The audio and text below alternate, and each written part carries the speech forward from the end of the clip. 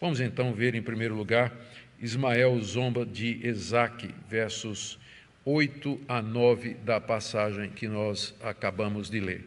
Sara, com mais de 90 anos, havia amamentado Isaque cerca de 3 anos, como era o costume no Antigo Oriente, que a criança, especialmente os rapazes, eram amamentados pela sua mãe até 2 ou 3 anos. Era esse o costume. E era tradição o pai dar uma festa para celebrar a ocasião. E aí então eram convidados os parentes e amigos, era um banquete.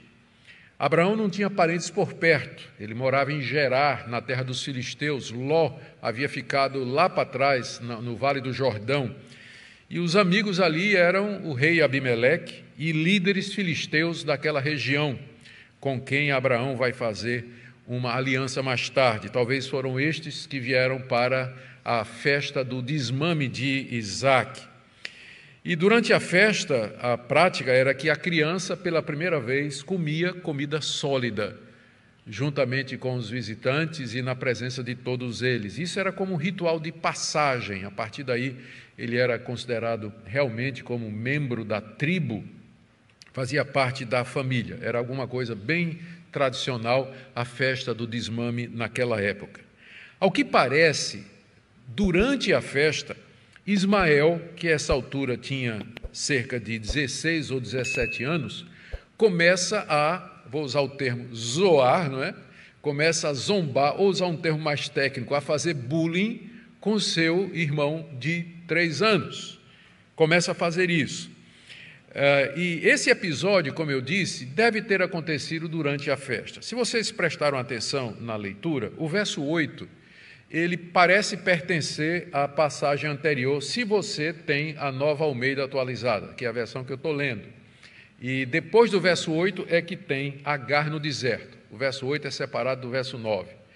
Mas o resto das traduções, a nova versão transformadora, a Almeida antiga, a nova versão internacional, todos eles colocam o verso 8 e o verso 9 juntos, porque eles entendem que essa zombaria aconteceu durante a festa do desmame. Vocês lembram, o tempo todo a gente adverte aqui a vocês, cuidado com esses subtítulos em negrito.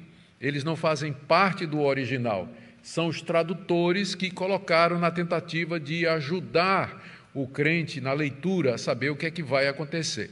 Aqui eu creio que é um equívoco dos tradutores da nossa Nova Almeida atualizada, porque o verso 8 não está separado do verso 9. Na verdade, o verso 9 narra alguma coisa que aconteceu durante o verso 8. Foi durante a festa do desmame que Ismael começou a zombar do seu irmão.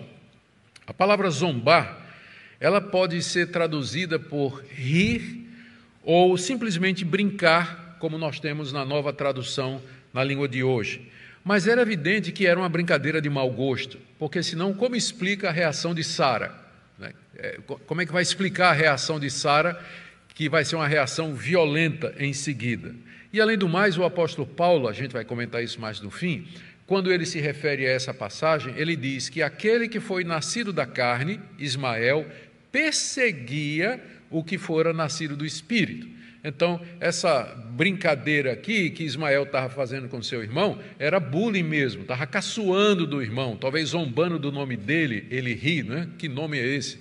Zombando, ou qualquer outra coisa do gênero. Como eu disse, o menino era um adolescente de 16 a 17 anos e ele já sabia que tinha perdido os seus direitos de primogenitura para o irmão que nascera depois. E, além disso, tinha o histórico da mãe dele.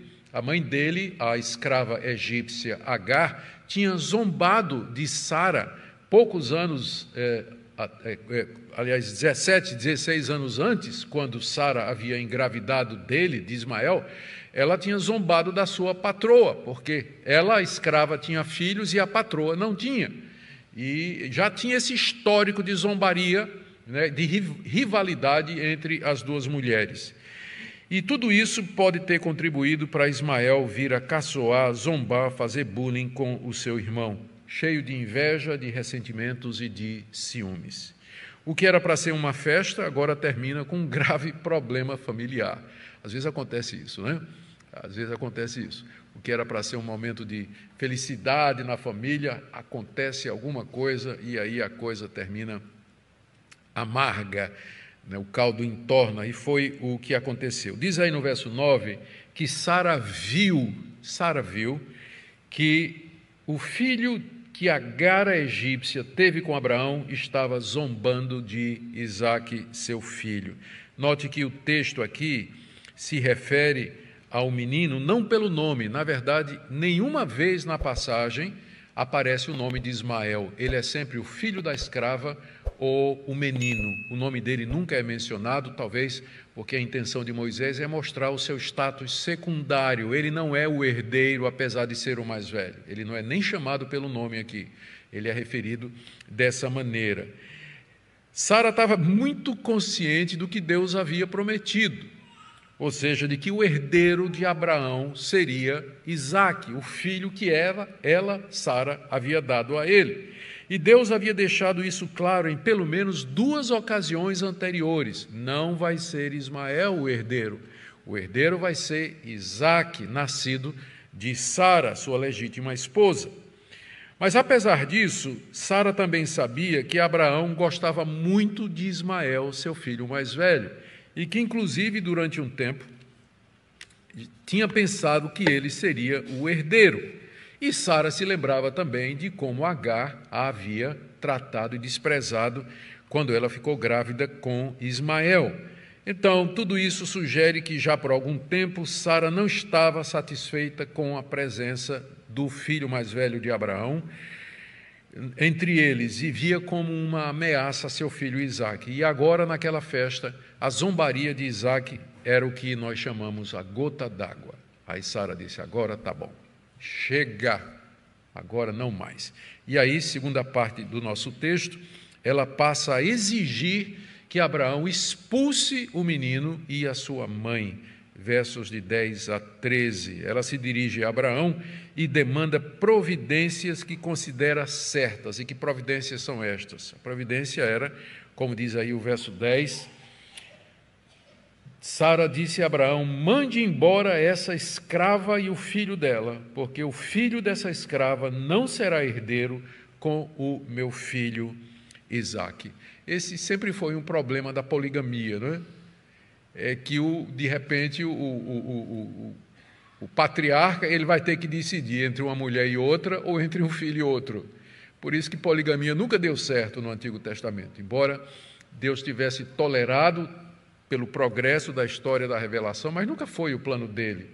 Até que no Novo Testamento o casamento monogâmico fica muito claro, né? Fica muito claro. Mas a poligamia sempre tinha esse tipo de problema. Agora, as duas rivais estão em briga e Sara demanda a expulsão da sua rival Agar, juntamente com o seu filho. Ela quer que ele mande embora, está dizendo aí, mande embora, mas a expressão no hebraico é muito mais forte, é expulsa, é mais forte, mandar embora assim, expulsa. E com isso ela queria que Abraão deserdasse. Isso significaria um rompimento definitivo de laços. Seria uma declaração pública de que Abraão reconhecia de que o filho mais velho não seria o seu herdeiro. Ele estava sendo deserdado, não faria mais parte da sua herança. Veja como Sara se refere a Agar como essa escrava, que é uma expressão no hebraico mais forte do que serva, que é o nome com que Sara é tratada antes disso aqui. Ela era uma serva de Sara, mas agora Sara se refere a ela como uma escrava, um termo mais forte na língua hebraica. E a razão para a demanda que ela apresenta diante de Abraão não é nem que o menino estava caçoando do seu filho, mas é que Ismael não seria herdeiro juntamente com o seu filho Isaque. Não seria. E ela estava muito segura, porque foi isso que Deus havia prometido, foi isso que Deus havia dito: não será Ismael, mas será Isaque o herdeiro, aquele que legitimamente vai receber as promessas que eu dei a Abraão e vai ser o continuador da aliança. A razão para essa demanda, então, de Sara é que ela sabia do amor que Abraão tinha pelo seu primogênito Ismael, e sabia também que se os dois crescessem juntos, em algum momento Abraão poderia ser tentado a incluir Ismael de alguma forma na herança que agora pertencia a Isaque. Por isso que Sara, a motivação pode ter sido errada, não é? Motivação podia ter sido errada, mas Sara estava certa. Ela estava correta, ela estava baseada na palavra de Deus, no que Deus tinha dito. Não vai ser Ismael, não, mas é Isaque. Bom, Abraão não ouviu isso com bons olhos, aliás, não ouviu isso com bons ouvidos, né? Não viu isso com bons olhos, está aí no verso 11. Abraão ficou muito incomodado com isso por causa do seu filho. A nossa versão anterior, Almeida atualizada, traz isso, foi muito penoso para Abraão. A Septuaginta, que é a tradução grega, diz assim, que essa palavra pareceu muito dura para Abraão. A razão está aqui, no verso 11, por causa do seu filho, por causa do seu filho. Aquilo que Sara estava demandando foi algo duro para Abraão, algo penoso, né? Algo que o incomodou, que o preocupou. Por quê? Porque ele amava Ismael, ele amava seu filho mais velho. E havia um período em que ele tinha acreditado que ele seria o herdeiro, e ele acalentava provavelmente no coração alguma chance de ver Ismael participar da linhagem, da promessa de herdar junto com Isaque. E eu imagino a cara feia de Abraão, a maneira como ele reagiu quando Sara chegou e demandou a expulsão do seu filho mais velho juntamente com sua mãe Agar. Mas Deus, na sua misericórdia, interveio na crise familiar, como diz aí os versos 12 e 13. Deus falou com Abraão. E esse é o nosso Deus, é o Deus que em momentos de dificuldade, momentos de angústia, de decisão, é o Deus que vem ao nosso encontro para nos abençoar, para nos guiar e nos orientar. Naquela época do Antigo Testamento, costumeiramente Deus falava através de sonhos, através de visões durante a noite, e que foi durante a noite, transparece do verso 14, porque diz no verso 14 que na manhã seguinte, logo de madrugada, Abraão se levantou. Então sugere que essa fala de Deus foi na noite anterior. Na noite da crise, então, Deus se revela ao seu servo mais uma vez. E o que é que ele disse a Abraão na visão em que lhe apareceu? Primeiro, não fique incomodado por causa do menino e por causa da escrava. Não te pareça penoso, Abraão. Não fique angustiado com isso. Você não pode olhar para isso da perspectiva de pai para filho, né? O que você está sentindo é o amor natural que um pai tem pelo seu filho. E você não deveria deixar isso interferir, porque nós estamos tratando aqui de realidades que são maiores do que isso. Lembrando as palavras de Jesus: quem ama seu filho mais do que a mim, não é digno de mim. Então, não se preocupe com o que vai acontecer com a criança e nem com a escrava. É a primeira palavra de Deus para Abraão. Tranquilize o seu coração. Segunda palavra que Abraão certamente não deve ter gostado, aliás, nenhum marido gosta: faça tudo o que Sara disser. Eu acho que essa foi a palavra mais dura aqui de toda, que Deus disse para Abraão: faça tudo o que Sara disser. Como eu disse, os motivos de Sara podem não ter sido os melhores. Ela estava com ciúme do seu filho, estava se sentindo ameaçada pela presença de Agar e de Ismael, e ela estava pensando nela e no seu filho. Era essa a motivação. Mas ela estava certa, porque ela estava apoiada na palavra de Deus. Aqui é um caso de alguém que faz a coisa certa pelo motivo errado. O certo é que a gente faça as coisas certas pelos motivos certos. E também tem gente que faz coisa errada, mas pelo motivo certo, né? Acontece todas essas variações. Sara aqui é o caso de alguém que está fazendo o que é certo, mas pelos motivos errados. Então, nesse caso, Deus disse a Abraão: escute o que a sua mulher está dizendo, porque nesse caso ela está correta, ela está baseada na minha palavra, naquilo que eu disse que eu haveria de fazer. Terceira coisa que Deus disse a Abraão ali é que Isaque e seus filhos é que seriam considerados como descendência de Abraão. Essa é uma passagem muito importante, ela é usada algumas vezes no Novo Testamento, como eu irei mostrar. Mas, por enquanto, vamos apenas ficar aqui no final do verso 12. Então, ainda no verso 12, primeira coisa que Deus disse, não se preocupe com a criança e com a mãe dela. Segundo, faça tudo o que Sara lhe diz, está dizendo, e faça isso porque, em terceiro lugar, por meio de Isaque, e não por meio de Ismael, será chamada a tua descendência. É por isso que Sara está certa. É porque a tua descendência, Abraão, ela virá através de Isaque e não através de Ismael. Vai ser através de Isaque que os seus filhos serão considerados como herdeiros da promessa. Vai ser por meio de Isaque que o Messias, a semente da mulher prometido, haverá de vir. Vai ser por ele. Ele é a linhagem santa.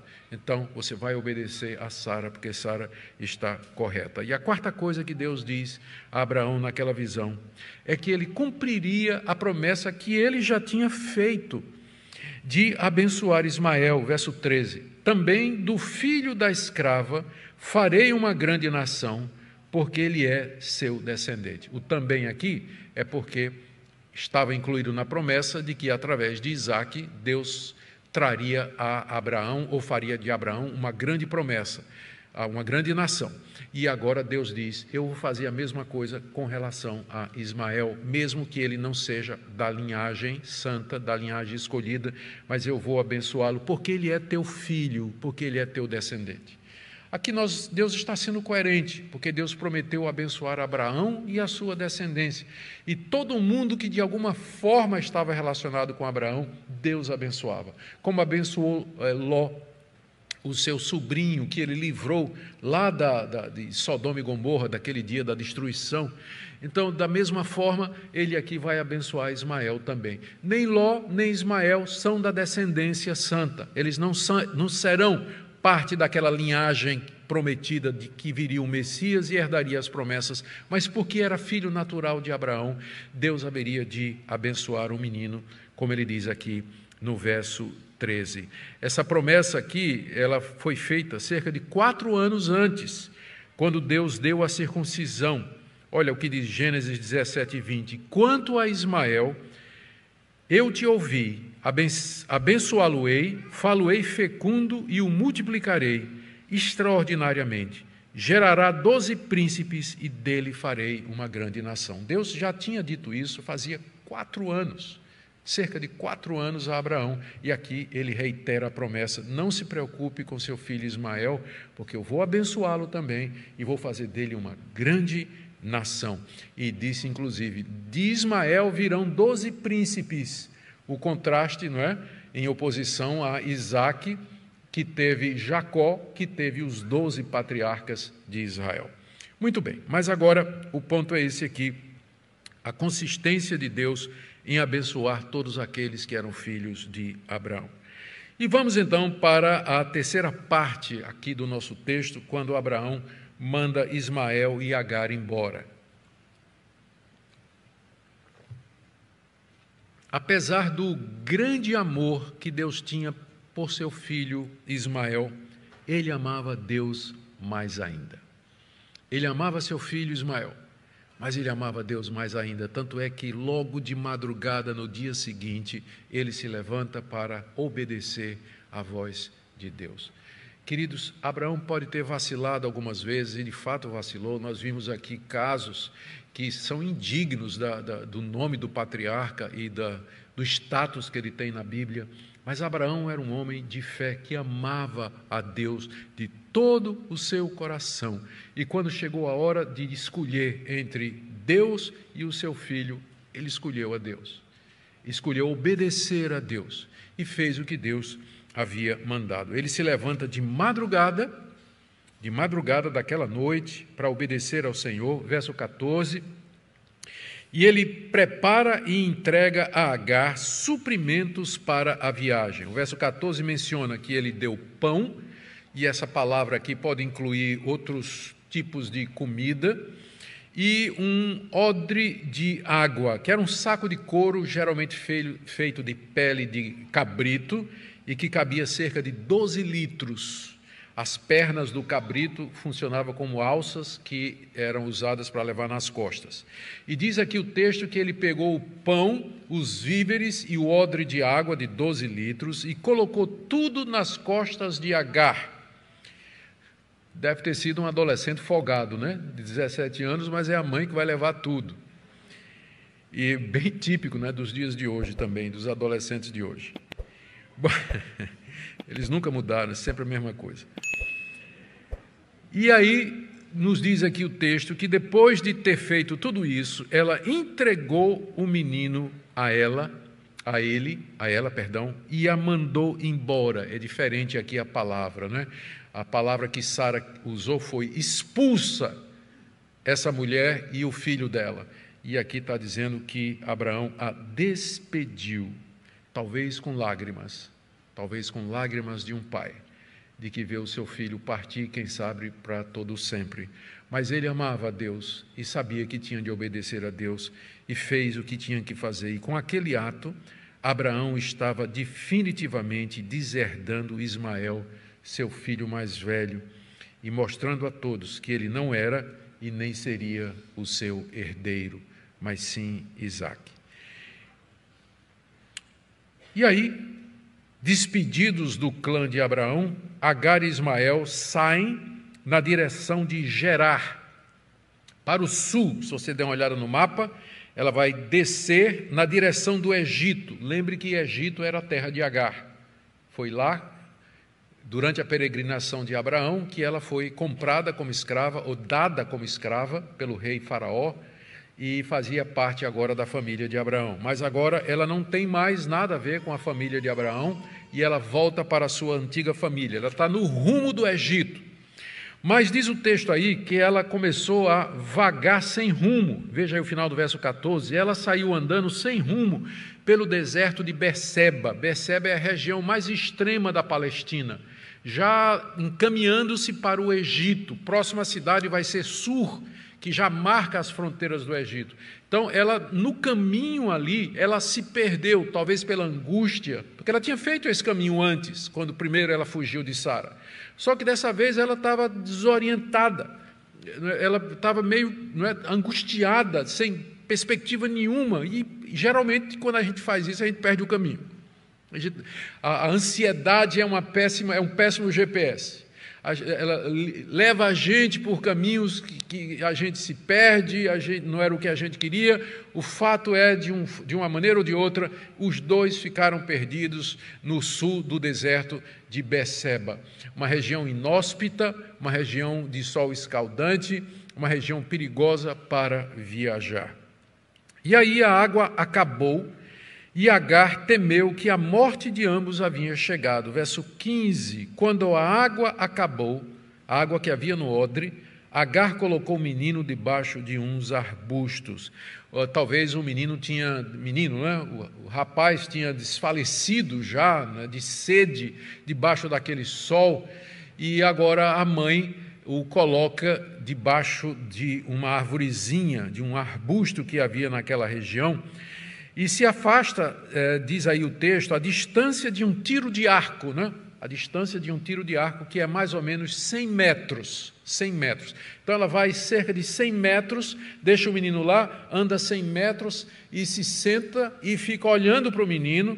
Ela diz assim: eu não quero ver o meu filho morrer. E ela começa a chorar em alta voz, diz aí o texto. Afastou-se e foi sentar-se à frente, à distância de um tiro de arco, porque dizia: assim não verei o menino morrer. E sentando-se em frente dele, 100 metros em frente dele, levantou a voz e chorou. Que é o que qualquer mãe faria. Angustiada pelo seu filho, chegou a hora da morte, não tinha esperança, estava sozinha, não havia perspectiva, não sabia onde estava, a água tinha acabado, era uma situação completamente de crise. Ela já tinha passado por uma situação parecida antes, não é? Quando, cerca de 17 anos passados, ela tinha fugido da casa de Abraão, após ter engravidado de Abraão, tinha caçoado de Sara, humilhado por ela, e fugiu. E ela tinha seguido por aquele mesmo caminho, e Deus a encontrou à beira de um poço e disse: volte e se humilhe diante da sua senhora. Mas aqui agora, Deus vai encontrá-la outra vez, mas Deus não vai mandar ela de volta, porque o destino dela está selado, não é? Ela não faz mais parte da vida de Abraão, nem Ismael, o menino.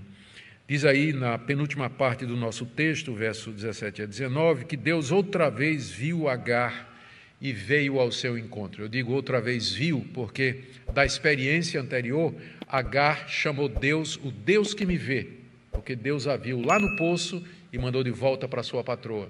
E Deus agora vê de novo Agar naquela situação.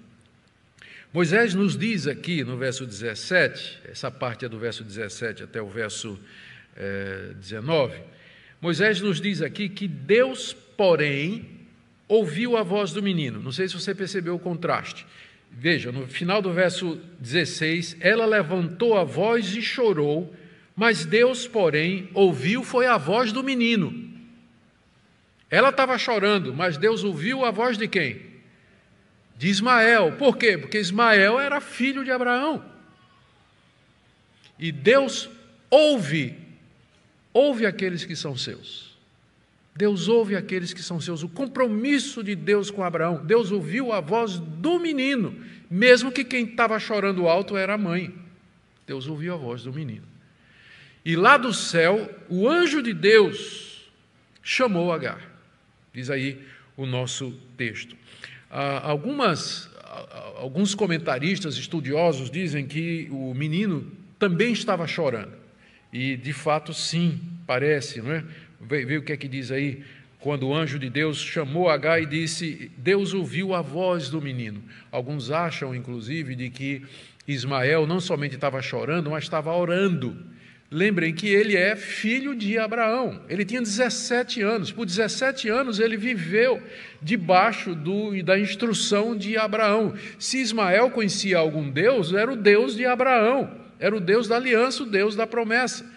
Por isso, vários estudiosos comentam aqui, não é, que enquanto Agar estava chorando, Ismael estava orando, e Deus ouviu foi a voz, a oração de Ismael, clamando a Deus na sua angústia, quem sabe reconhecendo a besteira que ele tinha feito, a zombaria, e esquecido que Deus tinha dito que abençoaria quem abençoasse Abraão e amaldiçoaria quem amaldiçoasse Abraão.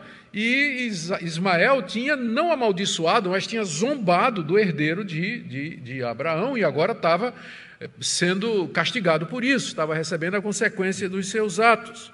Mas Deus na sua misericórdia, ouve o clamor do menino e o anjo de Deus se revela a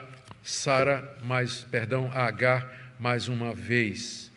É a segunda vez que nós encontramos no Novo Testamento a menção do anjo do Senhor. Curiosamente, nos 2 episódios foi com Agar. A primeira vez que a expressão anjo do Senhor aparece é em Gênesis 16, de 7 a 13, quando o anjo do Senhor, que é uma manifestação do próprio Deus, quando não o próprio, a encontrou no deserto e mandou voltar para casa. E agora ele aparece de novo, só que é chamado de o anjo de Deus. Na primeira vez é o anjo do Senhor, o anjo de Yahweh, que é o nome da aliança com o qual Deus se revelou. Mas aqui ele é o anjo de Elohim, que é o nome genérico de Deus, o anjo de Deus, mas é o mesmo anjo. Só que agora o anjo não se manifesta fisicamente como tinha feito antes, mas agora ele fala lá do céu. O que é que Agar viu? Talvez ela olhou, ela viu o anjo, e o anjo lá do céu falou com Agar naquele momento de angústia, depois de ter ouvido a voz do menino. E o que é que o anjo do Senhor disse para ela? Primeiro, não tivesse medo, está aí no verso 17, pois Deus ouviu a voz do menino onde Agar o havia deixado. Não tenha medo, porque Deus ouviu a voz do menino aí onde ele está, embaixo do arbusto onde você o deixou, à sombra para morrer. Deus ouviu a voz dele, o clamor dele, o choro dele, a oração dele, porque é filho de Abraão. Não tenha medo, não tenha medo. Segundo, que ela se levantasse e levantasse um menino, e o detalhe aqui, segurando pela mão, o que dá a ideia de fortalece o menino, anima o menino, encoraja o menino, porque ele não vai morrer. E por que é que ele não iria morrer? Porque Deus tinha dito que faria dele também uma grande nação, e que daria a ele descendentes. Então, Agar havia esquecido disso. Agar havia esquecido que já tinha se encontrado com esse Deus, que é o Deus que ouve as orações. Ela esqueceu a promessa que Deus fez para ela, de que dela, através do seu filho, Deus traria uma descendência numerosa. No momento da angústia, a gente esquece as promessas de Deus, a gente esquece o que Deus disse, e a gente desce cada vez mais. Deus aparece e diz: não tenha medo, o menino não vai morrer, porque eu tenho uma promessa para ele, eu vou cumprir para ele a promessa. Verso 18, ponha-se em pé, levante o menino, segure-o pela mão, encoraje-o, porque eu farei dele uma grande nação, como eu já disse mais de uma vez. E em seguida Deus abre os olhos de Agar para ela ver um poço d'água. O termo poço d'água aqui não é um poço de água parada, mas é uma fonte propriamente, né? Uma fonte. No deserto, essas fontes geralmente eram escondidas e somente os peregrinos é que sabiam exatamente onde elas se encontravam. Deus abriu os olhos de Agar para que ela visse uma dessas fontes, talvez escondida ali no meio dos arbustos, e ela vai lá, enche o cantil de água e traz para o menino. E ali, dessa forma, eles são salvos pela misericórdia e pela promessa de Deus. Gente, que episódio extraordinário do amor de Deus e da sua compaixão para com aqueles que são seus. E o texto termina com uma descrição breve de Moisés, do que é que aconteceu com Ismael em seguida, verso 20 a 21. Moisés nos diz aí no verso 20 que Deus estava com o menino. Não porque ele era filho da promessa, não porque ele fazia parte da descendência santa, mas porque ele era um filho natural de Abraão. E o amor de Deus por Abraão era tão grande que abençoou inclusive esse filho que nasceu de um esquema mundano, de uma estratégia carnal, nasceu segundo a carne, mas a misericórdia de Deus era inclusive com ele. Isso mostra que o amor de Deus é maior do que a gente pensa. Com frequência vai além do que a gente imagina. E que Deus é compassivo até com pessoas que a gente olha e diz assim: não é possível que Deus tenha misericórdia, que Deus tenha compaixão de uma pessoa dessas. Pois é, Ele tem. É muito mais do que a gente pode imaginar. Deus estava com o menino. Estar com o menino significa, no contexto, que Deus o abençoou, Deus o fez prosperar, Deus o guardou dos perigos do deserto e Deus velou pelas suas promessas para cumpri-las na vida de Ismael. Segunda coisa que Moisés nos diz aqui é que ele fixou residência no deserto. Diz que ele cresceu, morou no deserto. E no verso 21 diz, ele morava no deserto de Parã. Parã era a região que hoje é a Arábia. Ismael é o pai dos árabes. É o pai dos árabes, que são parentes, não é? São parentes dos judeus, parente dos israelitas. Era lá nessa parte do deserto, é a parte, se você olhar no mapa, fica mais para a direita, já olhando para a Mesopotâmia, perto de Ur dos Caldeus, no centro da Península Arábica, é ali que Ismael se estabeleceu a sua residência. E Moisés diz aqui também que ele se tornou flecheiro, ou seja, ele se tornou um caçador hábil, alguém que sabia manejar arco e flecha muito bem. Quem sabe isso tem alguma coisa a ver com o que aconteceu quando ele era criança, né? Que sua mãe o colocou à distância de um tiro de arco, e ele se torna um arqueiro, né? Alguns veem uma coincidência aí, intencional, no texto, essa relação da profissão dele com aquele momento que marcou sua vida, em que ele quase, de fato, morre. E a quarta coisa que diz é que ele se casou com uma egípcia, que a mãe dele arrumou um casamento para ele. Como o pai ele não tinha, né? Estava separado de Abraão, praticamente ele não tinha pai, então a sua mãe, Agar, foi na sua parentela, na sua família, e arrumou uma esposa para Ismael, e ele casou-se com uma mulher egípcia. Isso que aconteceu com Ismael. Queridos, estamos prontos aí agora para terminar a nossa passagem. Só para vocês quiserem depois, nós vamos chegar lá.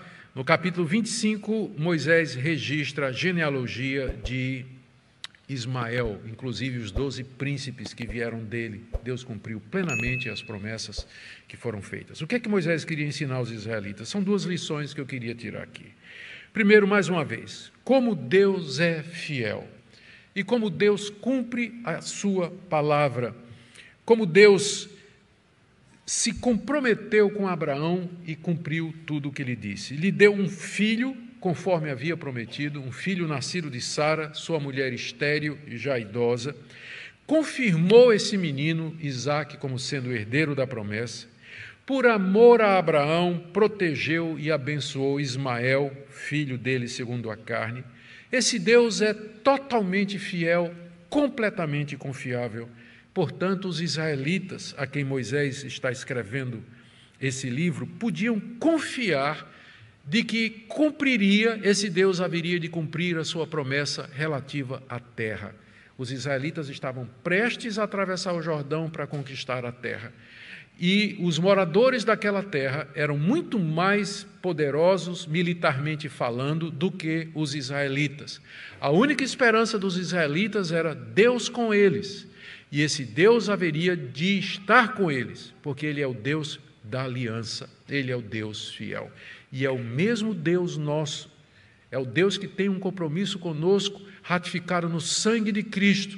E Ele nos promete perdoar, Ele promete nos dar a vida eterna e nos fazer herdeiros da nova criação que Ele está preparando em Cristo Jesus. Ele promete nos ressuscitar de entre os mortos. É o mesmo Deus. E são estas as promessas que em semente estavam na aliança com Abraão. Nós somos os herdeiros dessa promessa. Nós somos o povo da aliança.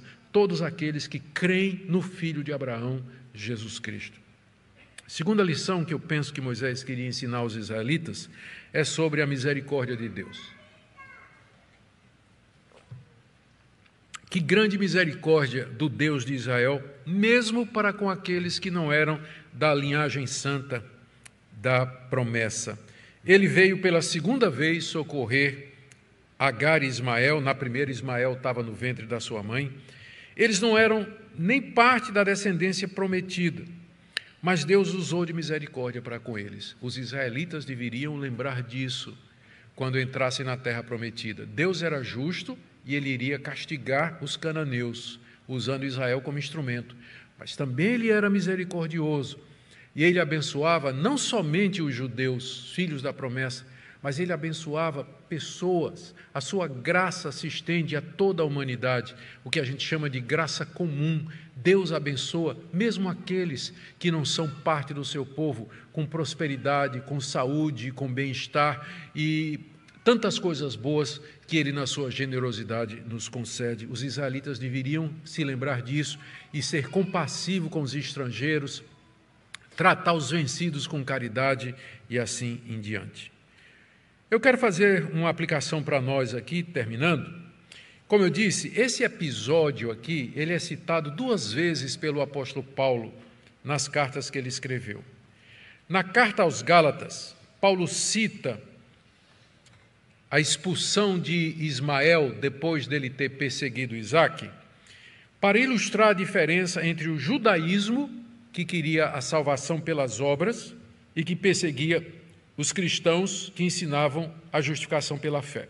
Olha o que é que Paulo diz aqui em Gálatas capítulo 4, 28 a 31. Vocês, irmãos, ele está escrevendo para os crentes da Galácia, vocês, irmãos, são filhos da promessa como Isaque. Como, porém, no passado, aquele que nasceu segundo a carne, Ismael, perseguia o que nasceu segundo o Espírito, Isaque, é aquele episódio da zombaria, assim também acontece agora. Ou seja, os judeus perseguiam os cristãos. Mas o que diz a Escritura? Manda embora a escrava e seu filho, porque de modo nenhum o filho da escrava será herdeiro com o filho da mulher livre. Portanto, meus irmãos, nós somos filhos não da escrava, mas da livre. Veja como Paulo usa esse episódio para provar que a salvação é pela graça, que os cristãos são como que filhos descendentes espirituais de Isaque, da mulher livre, que era sua mãe, Sara. Enquanto que os judeus, na tentativa de salvar-se pelas obras, eram iguais a Agar, que gerou um filho como resultado do esforço humano. Comparando salvação por obras e salvação pela graça. Nós somos filhos da mulher livre, nós somos herdeiros espirituais de Abraão. A justificação é pela graça mediante a fé em Cristo Jesus e não por estratagemas humanos como Abraão quis fazer junto com Sara com respeito a Agar para ter um filho. Segunda passagem onde Paulo cita esse mesmo episódio é em Romanos, quando ele quer embasar a doutrina da eleição e explicar por que é que Deus não falhou com a nação de Israel. Romanos 9, de 6 a 8. Não pensemos que a palavra de Deus haja falhado, porque nem todos os de Israel são de fato israelitas, nem por serem descendentes de Abraão são todos filhos. Pelo contrário, aí ele faz a citação, por meio de Isaque será chamada a sua descendência. Isso é, não são os filhos da carne que são filhos de Deus, mas os filhos da promessa é que são contados como descendência. Muito claro, o apóstolo Paulo dizendo aqui que o remanescente fiel, que é a igreja composta de judeus e gentios que creem em Jesus Cristo, eles são a verdadeira descendência de Abraão e não os judeus biológicos e não os judeus que nasceram segundo a carne de Abraão. Ou seja, dentro de Israel há o verdadeiro Israel espiritual, que somos nós, que cremos no Filho de Abraão, que cremos no Senhor Jesus Cristo. Esse episódio, portanto, serve para mostrar o seguinte, que a salvação sempre foi pela graça. Essa passagem é muito boa para aqueles que acham que no Antigo Testamento era por obras, não é? Ou pela lei. A salvação sempre foi pela graça, mediante a fé. Também que aqueles que creem que a salvação é pelas obras, eles tendem a desprezar a doutrina da graça, achando que é absurdo. E terceiro, a igreja de Cristo é composta da descendência espiritual de Abraão, segundo a eleição da graça, judeus e gentios que creem no Senhor Jesus Cristo. Deus não tem dois povos, Abraão não tem dois descendentes, um descendente carnal e um descendente espiritual. Isso acabou quando ele mandou Ismael embora. Só tem uma descendência, que é a descendência espiritual. Quando um judeu se converte, ele se torna cristão. Ele faz parte da igreja. Deus já cumpriu as suas promessas com respeito ao Israel físico. Agora o que temos é o Israel espiritual. Essa nação de pessoas que creem no Senhor Jesus, de todas as línguas, povos e tribos espalhadas pelo mundo. Por fim, queridos, essa história nos encoraja a buscar a Deus em meio ao nosso sofrimento e angústia, quando estamos sofrendo as consequências dos nossos erros, chorando à sombra do arbusto. Deus ouviu a voz do menino. Que Deus ouça a sua voz e que Deus lhe abençoe, que Deus lhe console com suas promessas e com esse evangelho, com essa graça que é maior do que o nosso pecado.